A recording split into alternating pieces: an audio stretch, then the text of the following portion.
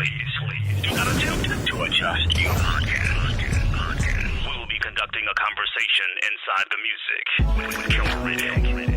Conversations Inside the Music, where we discuss the topics you think about when you're chilling with your fuzzy slippers and your onesie. Yeah! Welcome to Conversations Inside the Music with Carol Riddick. What's the deal? Yours truly, the magnificent DJ Jazzy Jones. Hi, this is Jill Scott, a.k.a. Jilly de Philadelphia. Hey, this is Gerald Beasley. Conversations Inside the Music. With my dear friend, the amazing Carol Riddick. So get ready to join in on the conversation and chill with us on another edition of Conversations Inside the Music with Carol Riddick. Well, hello, and welcome to today's edition of Conversations Inside the Music. I'm your host, Carol Riddick. Our guest is a native of North Philadelphia who is widely known as a multifaceted singer, songwriter, poet, model, actress, author, and humanitarian, to say the very least. She's a 3-time Grammy Award winner. I don't think y'all heard me. She's a 3-time Grammy Award winner, multi-platinum selling vocalist, and she pretty much set the internet on fire during her session of Verses with Ms. Erykah Badu. Family, welcome to today's conversation with none other than Jilly from Philly, Miss Jill Scott. Hey, girl. Hey, girl. So I thought we would say hey and, jump into your world today to see what you're getting into and what kind of things you're doing. So I want to ask you a couple of questions. I would like to know, since we're in the midst of this pandemic and all this madness.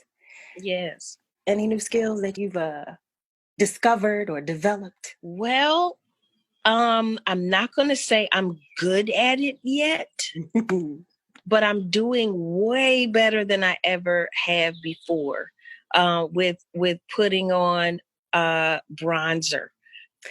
Oh, yes, bronzer. Always looked like I was doing the wrong things with, you know what I mean? Like my nose and stuff would be too bright.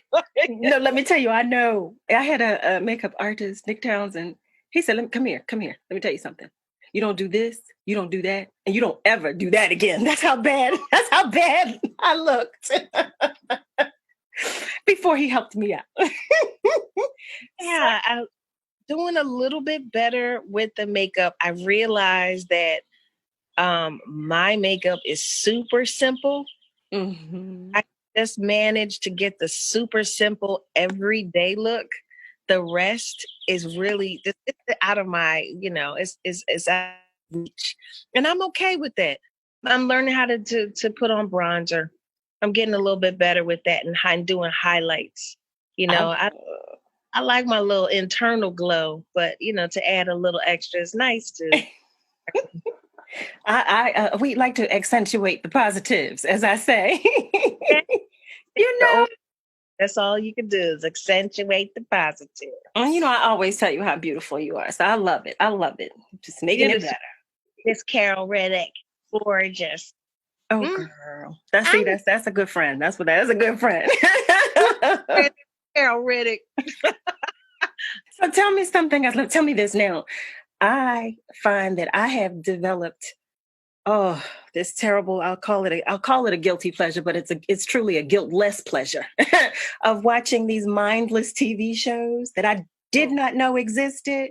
So is there anything that you are now binge watching in the midst of today's world? Oh, yeah. Currently, I have been watching the Game of Thrones. I'm late, but when I tell you, that is some of the best TV I've ever seen in my life. I have screamed at the television. I have just around in disbelief. I've talked about it. This is the best.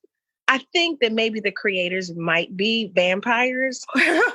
They may have been around for hundreds and hundreds of years, and they literally saw these things and they're just recounting them. You know what I mean? Like, okay. It's way too good. It's way too good. Really? Yeah, I've ever seen in my life. And it's 8 seasons, god darn it. 8. Well, all right. All right. See, I've not seen it, so I can't even.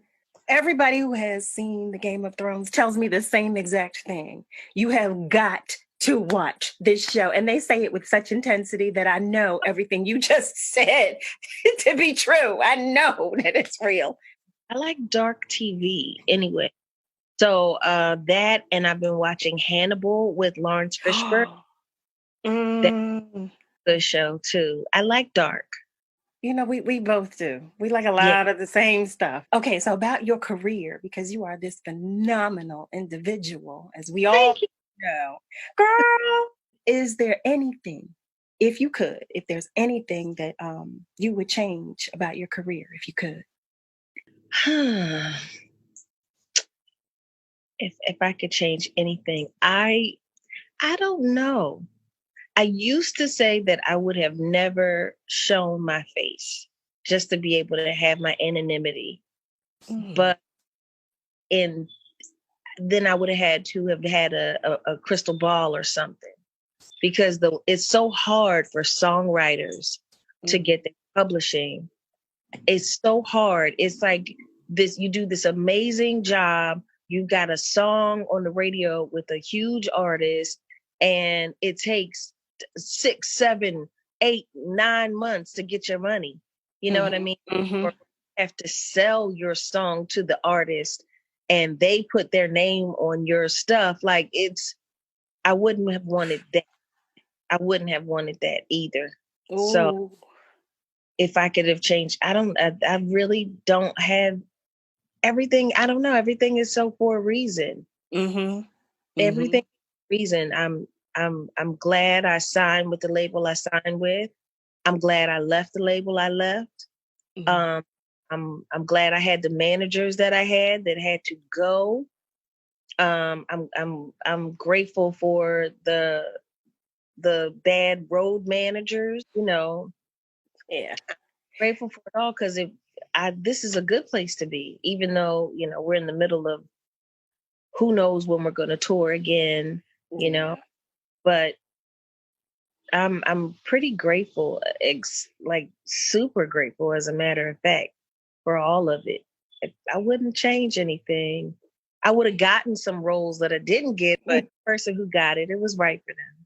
Well, I'll tell you, being on the other end of it, we are all enjoying everything that you're receiving and that you are making the best of. I'll tell you that. And I believe, you know, it all is meant as it is. I do. There's a deep appreciation that I too have for just that. Just living. So we just have a few more questions for you before we let you get on about your day. So tell me, we always ask, this is the signature question for the Conversations Inside the Music podcast. Is there anyone that you can tell us that should be on our radar? There is a new artist. I don't know how new she is, but I just got wind of her song maybe about 2 months ago. Oh, it's so sexy. It's called I Want to Show You. The name is Baby Rose. Okay. It's very nice. I like the title alone. Okay. I like that title. I Want to Show You. I like that. Yeah. Her voice is completely different. It's completely different. Okay. I like that. Yeah, she's special. Yeah. Baby Rose. Okay, we will make sure that she's on everybody's radar. And so before we go, what would you say is a fact that we don't know about you? A fact that you don't know about me. I spent a lot of time, especially in high school, handing out compliments so I didn't have to murder anyone. I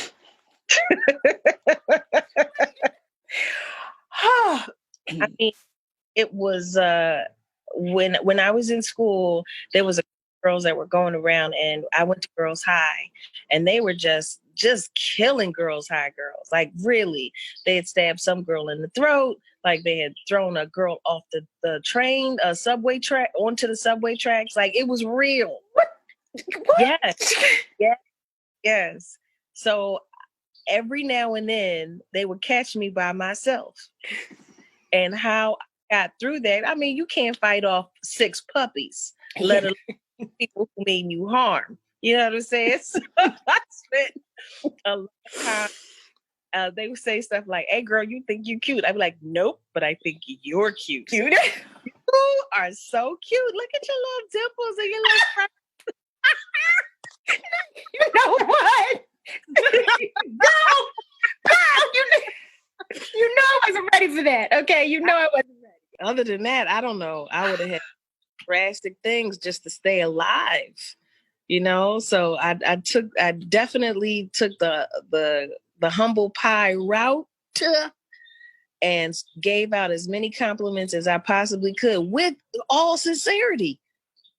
I spent a lot of time handing out compliments. Yep. Okay, I'm going to have to say that I was not ready for that response, but once again, I truly do appreciate it.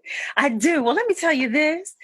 I thank you so much for stopping by and having a little quick conversation with yours truly. We go way black. We go way black.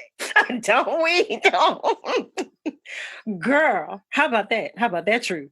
So many stories. This doesn't even make sense. I know. But we got good stuff, though. We got some good stuff. That's what I love. We do.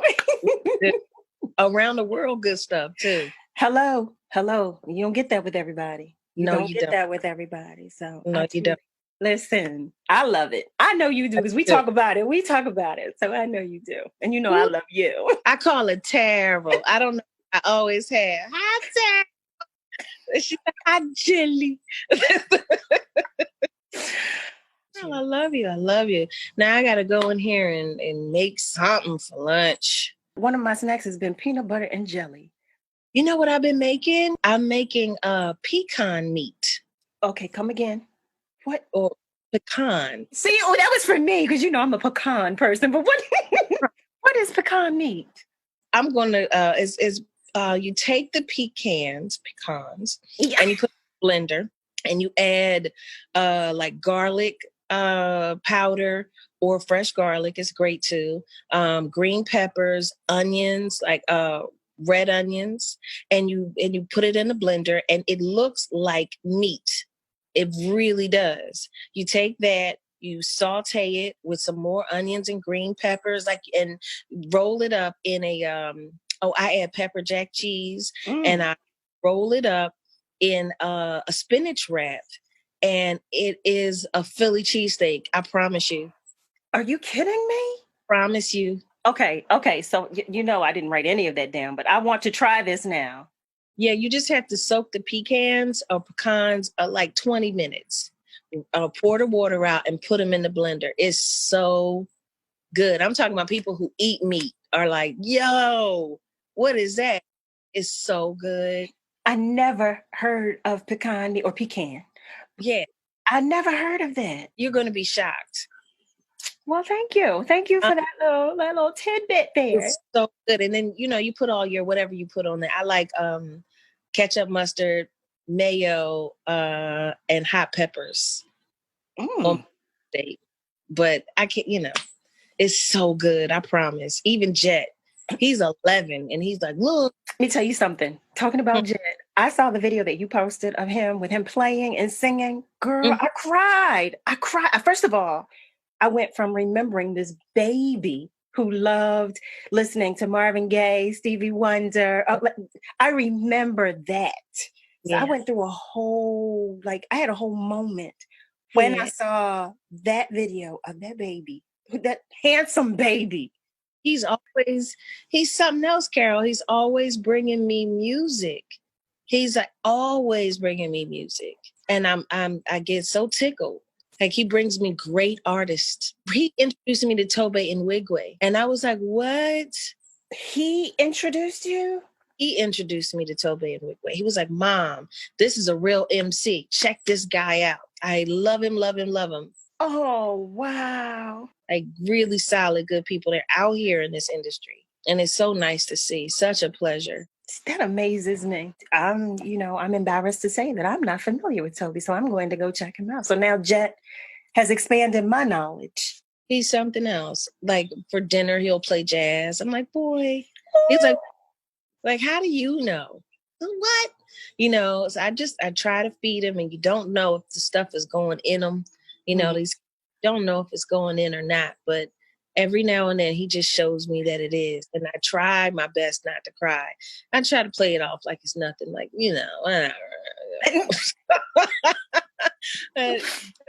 he's kind and he's musical and he's funny. He's got a good sense of humor. And, he does not like math, but we're working on that. That was me. I did not like math at all. But I'm telling you, the lasting memory for me is when he was a baby and he was in his crib and you said, Carol, watch this. Because I don't even know if you remember this, because you called me this one day and you were flying back to Philly and you said, I want you to come over and see the baby. I want you to come over and see the baby. I'm coming. You said, I'll grab some sandwiches or something. I don't even know what we had, but I believe that was what you said. And I came over and he was in his crib and you said, watch this. And you put on Marvin Gaye and he got to smiling and cooing, and like you were changing the music and he had a different reaction to it also. He knew, he was well aware. Yeah. He was well aware. And still is. Now he's mimicking birds, as you hear in the background. He's mimicking birds. He's mimicking horns. He's like, I don't know. I just think I'm just trying to make sure that the doors are open to what he wants to do, and that he has enough knowledge about it that he'll appreciate what happens, to him, musically, if that's what it is. I'm not putting my mark down on it. Like, yes, he's going to be, I don't know. It's his life, not mine.